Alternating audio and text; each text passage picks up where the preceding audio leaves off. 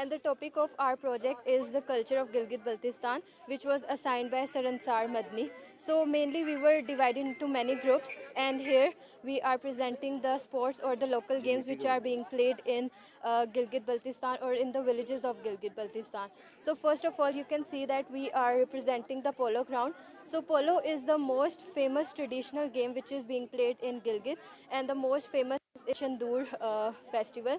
As every year many people come from Gilgit-Baltistan and Chitral regions, and they meet up at Shandur Pass and for the summer festival of polo.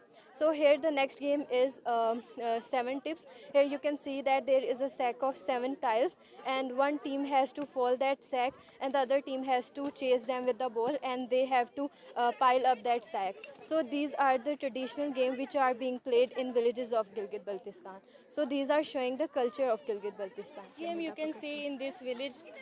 The next game you can see in this village that the children are playing with marbles. It's also known as the ringers. So it's also a traditional game played mostly in the villages of Gilgit-Baltistan, and it's played in different ways, like by making 2 teams or by individual by taking the turns.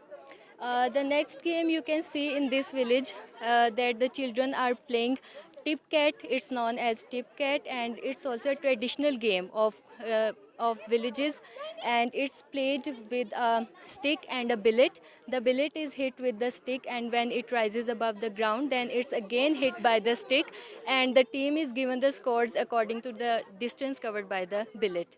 So the purpose of showing these games over here is to show the culture of Gilgit-Baltistan and the games specially played in the villages of Gilgit-Baltistan.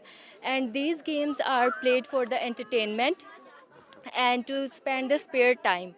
And these are not just a source of entertainment, but they are also helpful in the relationship building, as the people come in contact with one another and they spend time with one another, and it make the community stronger. And if we compare the lives of the children of villages with the cities, with the children of cities, then we can see that the children who live in villages and play such kind of games are physically more fit as compared to the children living in the cities, because the city life is really like busy, and the children are more indulged in the indoor activities, and they spend more time on social media and using mobile phones, so they are not as fit as the children of the villages. So we are representing the local games of Gilgit-Baltistan. There are many games, but these are few of them we have shown here. Thank you.